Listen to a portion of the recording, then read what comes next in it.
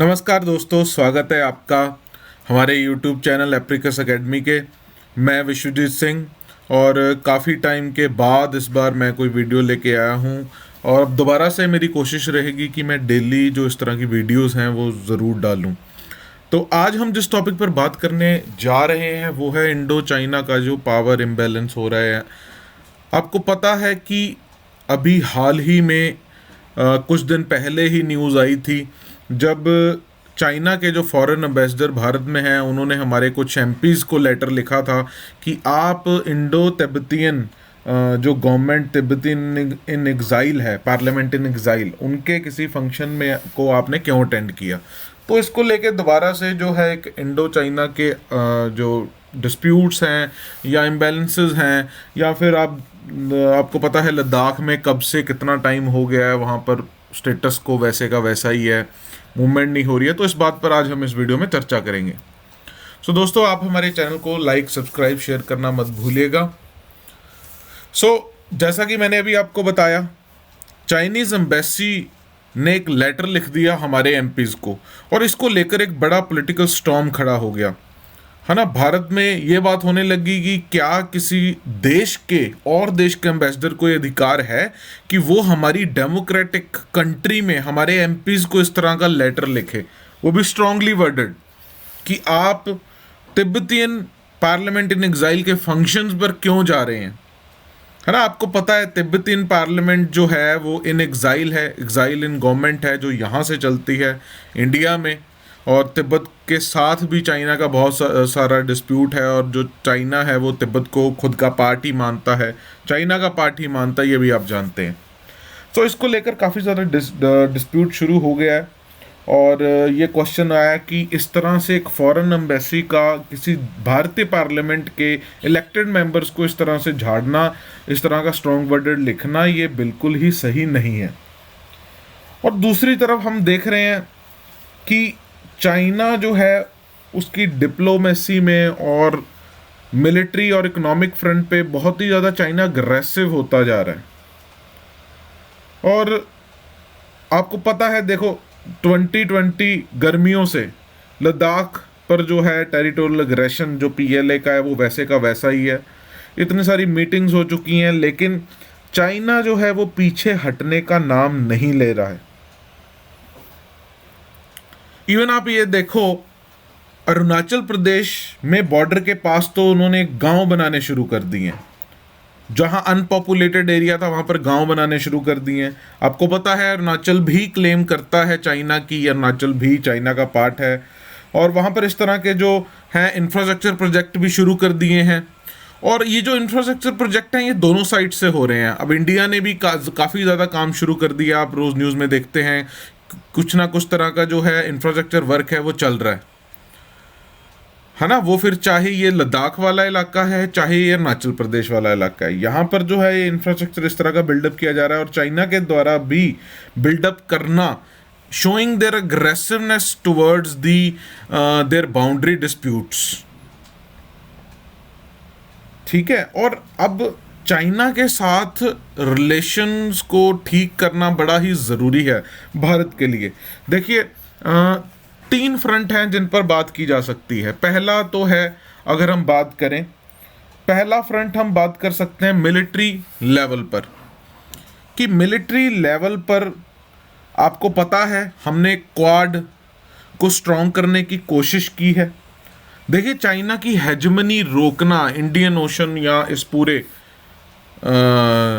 Area में, उसमें अकेला इंडिया नहीं है, उसको चाइना की इस अग्रेशन को यूएस भी रोकना चाहता है। यूएस भी नहीं चाहता, ऑस्ट्रेलिया भी नहीं चाहता, जापान भी नहीं चाहता कि चाइना बहुत ही अग्रेसिव होकर एक सुपर वर्ल्ड पावर बन के सामने आए, और अमेरिका तो बिल्कुल नहीं चाहेगा। आपको पता है America is a super power, वो तो बिल्कुल नहीं चाहेगा। तो क्वाड को आपने देखा कि हाल ही कुछ समय में काफ़ी ज़्यादा स्ट्रॉन्ग करने की कोशिश की गई है। एक ऑकस भी बनाया गया था, आपको याद होगा, ऑस्ट्रेलिया, यूके एंड यूएस, जिसको लेकर फ्रांस नाराज़ हो गया था कि मुझे क्यों नहीं ऐड किया गया।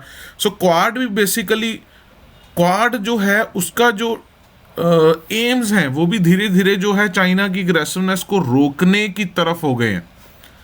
लेकिन देखिए, आज की डेट में चाइना को रोकना इतना भी आसान नहीं है। आपको पता है दुनिया में एक सुई से लेके न्यूक्लियर रिएक्टर तक में चाइनीज प्रोडक्शन के पार्ट्स यूज हो रहे हैं।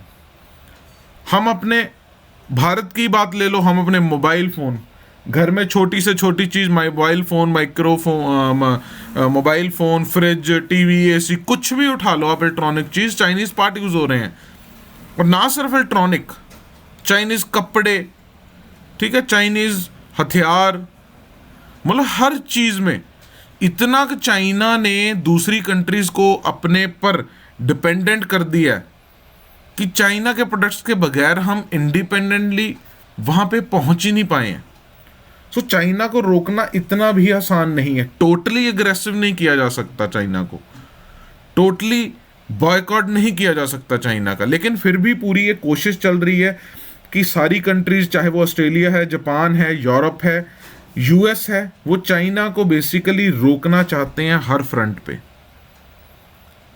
और क्योंकि चाइना एक डेमोक्रेटिक कंट्री नहीं है, ऑटोक्रेटिक कंट्री है, तो बहुत सारी चीज़ें हैं जिनको लेकर हमेशा चाइना पर डाउट रहता है। अब सबसे बड़ा सवाल तो यही ले लो कि ओरिजिन ऑफ कोविड वायरस को लेकर ही ये सवाल था कि ये जो कोविड वायरस है, इसका जो ओरिजिन है वो चाइना में, वुहान में किसी लैब से हुआ है, और इसको लेकर कोई प्रॉपर एविडेंस भी सामने नहीं आया। लेकिन ये बड़ा सा एक तरह से कह लो कि डार्क सीक्रेट जो है कंट्री का, या कंट्री में क्या हो रहा है, वो हमें बिल्कुल नहीं पता है। और कल को अगर बहुत ज़्यादा बड़ी पावर बनकर चाइना आता है तो उसके पूरी दुनिया पर कॉन्सिक्वेंसेस क्या होंगे, ये हम बिल्कुल मतलब ये सोच सकते हैं कि किस तरह के कॉन्सिक्वेंसेस हो सकते हैं। सो एक तो ये लेवल है। दूसरा जो लेवल है जिस पर भारत को बात करनी चाहिए वो है बेसिकली इकोनॉमिक लेवल पर, है ना। मैं अभी बात की इकोनॉमिक लेवल पर, भारत और चाइना का तो मुकाबला ही नहीं है। जितना एक्सपोर्ट चाइना पूरी दुनिया में करता है, भारत उस लेवल तक अभी तक नहीं पहुंच पाया, और अगले कई सालों तक पहुंचना मुश्किल होगा। अभी हाल ही में देखें, आपको याद होगा आरसेप, रीजनल कॉम्प्रिहेंसिव पार्टनरशिप, जो इधर आसियान नेशंस के साथ साइन हुई, जिसके जो अभी 1 जनवरी से लागू हो गई है, और जिसको हमने साइन करने से इनकार कर दिया था। उसके कारण हमने एक बड़ा ट्रेड एग्रीमेंट भी एक तरह से उसको खोया है। और कोशिश तो हमने भी की कि हमने अपने एग्रीमेंट करने की कोशिश की यूके के साथ, ऑस्ट्रेलिया के साथ, यूएई के साथ, इजराइल के साथ, लेकिन फिर भी आरसेप एक इम्पोर्टेंट ट्रेड एग्रीमेंट है जहां भारत को बहुत ज़्यादा फायदा भी होगा और लेकिन नुकसान भी हो सकता है। लेकिन क्योंकि आरसेप चाइना को और कॉम्पिटिटिव कर देगा, तो चाइना का जो ट्रेड है वो तो धीरे धीरे बढ़ ही रहा है। ट्रेड इम्बैलेंस इतना हो चुका है कि सभी जो कंट्रीज़ हैं उनका चाइना पर जो है, चाइना से इंपोर्ट बहुत ज़्यादा है और एक्सपोर्ट बहुत कम है। इसके बिना एक और जो इम्पोर्टेंट बात है जिसकी अगर हम करें बात, वो है कि भारत में यूनिटी की इस समय बहुत ज़रूरत है। इंटरनल यूनिटी रखना बहुत ही ज़्यादा ज़रूरी है, क्योंकि हमें बहुत ही ज़्यादा स्ट्रेटेजिक थ्रेट्स हैं, खास करके चाइना से। और अभी हाल ही में जो इस तरह के इवेंट्स हो रहे हैं, आपको पता है ड्रोन, कितना ड्रोन का यूज़ बढ़ गया है पंजाब बॉर्डर के साथ, कितने ज़्यादा ड्रोन से ड्रग्स, वेपन्स, कितना कुछ सप्लाई किया जा रहा है। और टेररिस्ट इन्फिल्ट्रेशंस जो हैं पाकिस्तान से इधर या चाइना से जो हमें देखने को मिल रही हैं कश्मीर में, तो इस तरह की स्ट्रेटजिकली हम बहुत ही ज़्यादा परेशानियों से घिरे हुए हैं और इस वक्त हमें पूरे देश को इकट्ठा करने की ज़रूरत है। लेकिन इस वक्त भारत में जो पॉलिटिकल लेवल पर पोलराइजेशन चल रहा है वो भारत के हित में नहीं है। यहाँ पर ये बड़ा ज़रूरी है कि हमारी सोसाइटी, हमारा समाज, हमारा देश इकट्ठा रहे, क्योंकि हम सब इकट्ठे होकर ही चाइना के खिलाफ लड़ सकते हैं। अब चाइना का अग्रेसिव होना इतना और यहाँ से लद्दाख से वापस ना जाना यही शो करता है कि चाइना बहुत ही ज़्यादा अग्रेसिव होने की कोशिश कर रहा है। चाइना डोमिनेंट होने की कोशिश कर रहा है, भारत पर ज़्यादा प्रभाव डालने की कोशिश कर रहा है।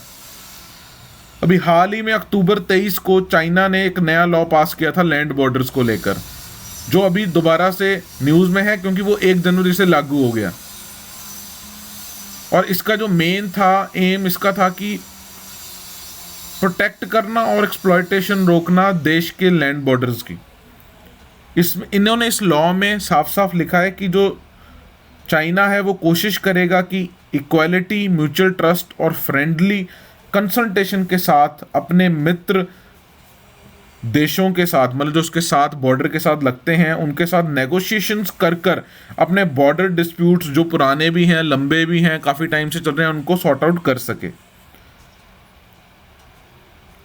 और इसको लेकर भी काफ़ी सारे व्यू हैं कि कहीं ना कहीं इस तरह का लॉ जो चाइना लेकर आया है उसका ये भी है कि चाइना इतना डोमिनेंट हो रहा है और चाइना जो मैरीटाइम और लैंड बॉर्डर दोनों ही एरिना में खुद को पावरफुल और इतना सक्षम करना चाहता है कि कल को उसको कोई ज़्यादा थ्रेट ना हो किसी कंट्री से।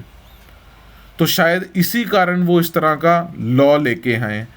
दूसरा, उन्हें डर है, अब अफगानिस्तान से यूएस चला गया तो उन्हें डर है कि वहाँ से जो है टेररिज्म इन्फिल्ट्रेशन ना हो और जो उनका ज़ियानजांग प्रोविंस है वहाँ पर जो इस तरह की गतिविधियाँ ना बढ़ सकें, तो इसको भी रोकना है।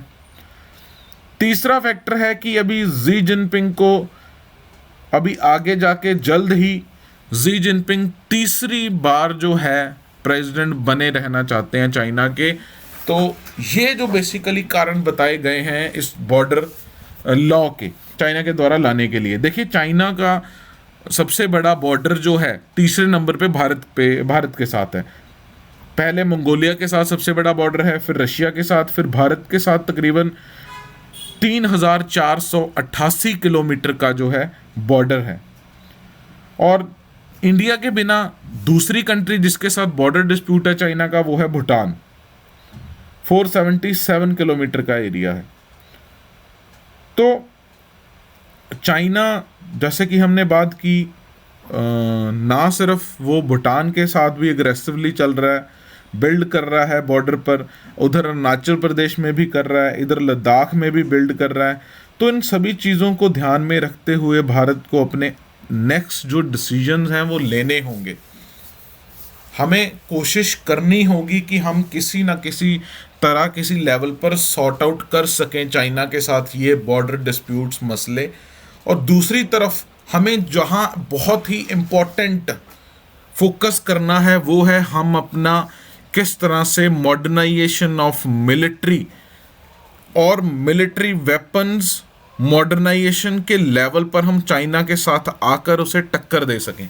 देखिए, S-400 हमने अभी लिए हैं और पहला ही डिप्लॉय किया गया है पंजाब बॉर्डर के साथ खतरे को भांपते हुए।